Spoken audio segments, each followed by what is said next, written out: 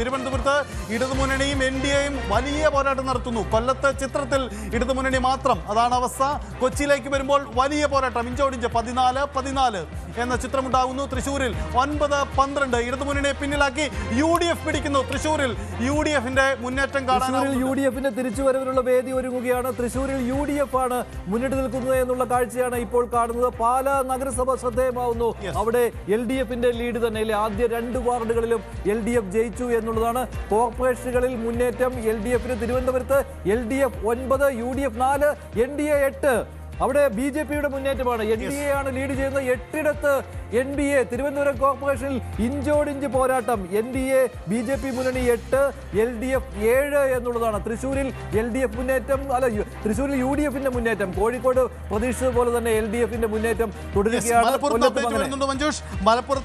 മലപ്പുറം, മഞ്ചേരി, പരപ്പനങ്ങാടി, പെരിന്തൽമണ്ണ, തിരൂരങ്ങാടി UDFന്റെ ശക്തി കേന്ദ്രമായ മലപ്പുറം സംഭവിക്കുന്ന അങ്ങനെ. നിലമ്പൂരിൽ LDF എന്നൊരു ശ്രദ്ധേയമായ കണക്ക് വരുന്നുണ്ട്. അത് പൂർണ്ണമല്ല, ഒരുപക്ഷെ അപ്ഡേറ്റ് പ്രകടമാണ്. കാരണം കഴിഞ്ഞ നിലമ്പൂർ ബൈ ഇലക്ഷനിൽ നിലമ്പൂർ നഗരസഭയാണ് ഇടതുമുന്നണിക്ക് വലിയ തിരിച്ചടിയായതെങ്കിൽ ഇത്തവണ തിരിച്ചുവരവിന്റെ സൂചനയാണോ നിലമ്പൂരിൽ പ്രകടമാകുന്നത് എന്നതാണ്. നിലവിലെ ലീഡ് അനുസരിച്ച് നിലമ്പൂർ നഗരസഭയിൽ LDFന്റെ ലീഡ്. അതായത് മലപ്പുറത്ത് പെരിന്തൽമണ്ണയിലും മഞ്ചേരിയിലും തിരൂരിലും മലപ്പുറത്തും കോട്ടയ്ക്കലിലും UDFന്റെ മുന്നേറ്റമാണ്. നിലമ്പൂരിൽ LDF മുന്നേറ്റം. കൊണ്ടോട്ടി, വളാഞ്ചേരി, തിരൂരങ്ങാടി, പരപ്പനങ്ങാടി, താനൂർ എന്നിവിടങ്ങളിൽ UDFന്റെ മുന്നേറ്റം എന്നുള്ളതാണ്. അതേസമയം നിലമ്പൂരിൽ LDFന്റെ മുന്നേറ്റമാണ്. മലപ്പുറത്ത് നിലമ്പൂരിൽ LDFന്റെ മുന്നേറ്റം എന്നുള്ളതാണ് ഏറ്റവും പ്രധാനപ്പെട്ട വിവരം. തിരുവനന്തപുരത്തേക്ക് പോകാം. 9ഇടത്ത് LDF, 8ഇടത്ത് NDA. അതായത് ഇഞ്ചോടിഞ്ച് പോരാട്ടം തിരുവനന്തപുരത്ത്.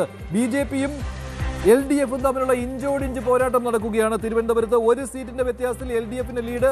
നഗരസഭകളിലെ ജില്ലാ ലീഡ് ഇങ്ങനെയാണ്. എറണാകുളത്ത് അങ്കമാലിയിലും കളമശ്ശേരിയിലും കൊച്ചിയിലും കൂത്താട്ടുകുളത്തും മൂവാറ്റുപുഴയിലും LDFനാണ് ലീഡ്. കോതമംഗലത്തും മരടിലും തൃക്കാക്കരയിലും UDFന്റെ ലീഡ്. ഏലൂരിൽ ഒപ്പത്തിനൊപ്പമാണ് LDFും UDFും. തിരുവനന്തപുരത്തെ ലീഡ് നിലയിൽ 2 ഇടങ്ങൾ വലിയ തുറയിലും വള്ളക്കടവിലും LDFന്റെ ലീഡാണ് വരുന്നത്. രണ്ടും തീരദേശ മണ്ഡലങ്ങളാണ്.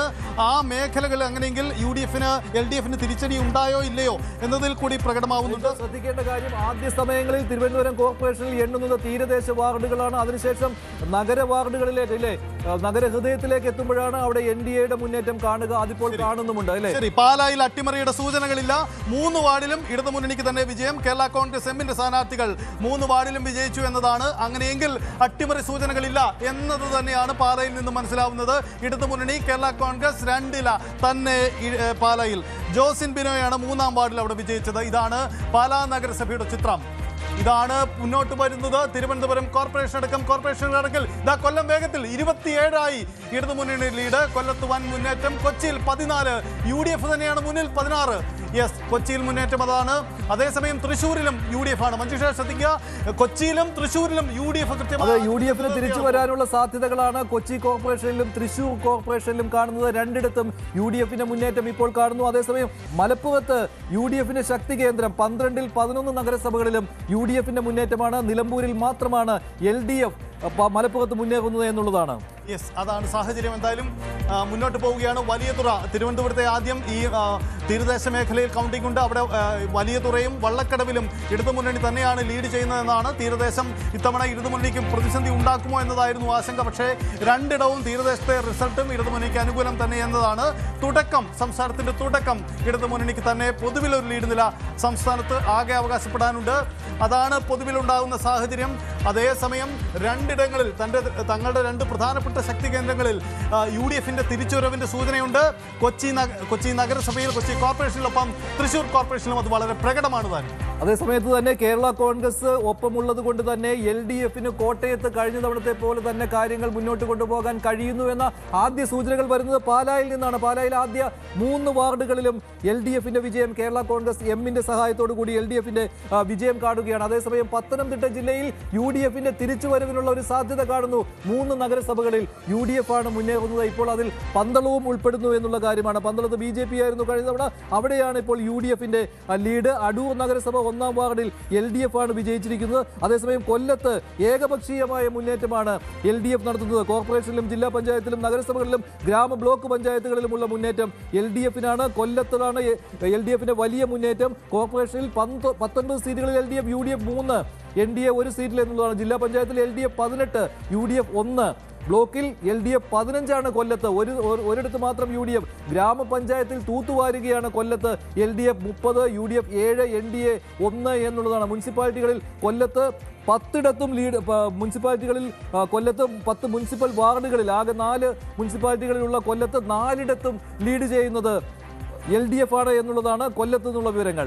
അതായത് കൊല്ലത്തും തിരുവനന്തപുരത്തും ജില്ലാ പഞ്ചായത്തുകളിലേക്കുള്ള മുന്നേറ്റവും മുനിസിപ്പാലിറ്റികളിലെ മുന്നേറ്റവും LDF തന്നെയാണ്. അതേസമയം തിരുവനന്തപുരം കോർപ്പറേഷനിൽ NDA ആണ് ഇപ്പോഴത്തെ ലീഡ്, അല്ലേ? അതെ, പേട്ടയിൽ നിന്നുള്ള അപ്ഡേറ്റ് വരുന്നുണ്ട്. പേട്ടയിൽ ഇടതുമുന്നണിയുടെ മേയർ സാധ്യതാ സ്ഥാനാർത്ഥി ദീപക് മത്സരിക്കുന്ന ഇടത്ത് അവിടെ ഇപ്പോൾ LDF തന്നെ ലീഡ് എന്നതാണ് പേട്ടയുടെ ചിത്രം ഇപ്പോൾ പുറത്തു വരുന്നത്. കൊല്ലത്തും കോഴിക്കോടും ഇടതുമുന്നണി തന്നെ. പാലാ നഗരസഭയുടെ 4ാം വാർഡിൽ UDF വിജയമുണ്ടായിട്ടുണ്ട്. ആദ്യം 3 വാർഡുകളിൽ ഇടതുമുന്നണിയെങ്കിൽ 4ാം വാർഡിലേക്ക് വരുമ്പോൾ പാലയിൽ അവിടെ UDF വിജയമാണ്. മാറ്റത്തിന്റെ സൂചനയുണ്ടോ? നിലവിൽ പ്രകടമല്ല. ഇനി സംഭവിക്കുമോ? കണ്ടറിയണം. തിരുവനന്തപുരത്ത് ലീഡ് തിരികെ പിടിക്കുന്ന LDF എന്ന ചില സൂചനകൾ കൂടി വരുന്നുണ്ട്. തിരുവനന്തപുരത്ത് ലീഡ് NDA തൊട്ട് പിന്നിലുണ്ട്. അതാണ് ചിത്രം. അവിടെ UDF മികച്ച പ്രകടനം ഉണ്ടാകുന്നുണ്ടോ എന്നതുകൂടി നമുക്ക് പരിശോധിക്കേണ്ടതുണ്ട്. എറണാകുളം കോർപ്പറേഷനിൽ ഇഞ്ചോടിഞ്ച് പോരാട്ടം. UDF അവരുടെ ശക്തി മേഖലകൾ വിട്ടുകൊടുക്കുന്നില്ല. എറണാകുളത്ത്, തൃശ്ശൂരിലും സംഭവിക്കുന്നത് തന്നെയാണ് എന്നതാണ് സാഹചര്യം. ഇടതുമുന്നണി കോർപ്പറേഷൻ മേഖലയിൽ 4 ഇടങ്ങളിൽ മുന്നിലാണ്. തിരുവനന്തപുരത്ത് ഇടതുമുന്നണി 9, NDA 8 എന്ന ചിത്രം വരുന്നു. യെസ്, കൂടുതൽ അപ്ഡേറ്റുകൾ ഇതാ കൊല്ലം വേഗത്തിൽ അപ്ഡേറ്റ് ചെയ്യാണ്. കൊല്ലത്ത് ഇടതുമുന്നേറ്റം തന്നെ. 27 വാർഡുകളിലും ഇടതുമുന്നണി മുന്നേറുന്നു. കൊച്ചിയിൽ 14-16 എന്ന കണക്ക് വരുന്നു. തൃശ്ശൂരിൽ 10-16. UDF ആണ് ലീഡ് പിടിക്കുന്നത്. തൃശ്ശൂരിൽ തിരിച്ചു വരവാണോ UDF തൃശ്ശൂരിൽ? അതിൻ്റെ കൃത്യമായ സൂചനകൾ പ്രകടമാവുന്നുണ്ട്. കണ്ണൂരിൽ 9-8 LDF നേരിയ മേൽക്കൈയെങ്കിലും 9-8 കണക്കാണ് വരുന്നത്. അതാണ് സാഹചര്യം. അങ്ങനെ വലിയ ശക്തമായ നീക്കമാണ് നടക്കുന്നത്.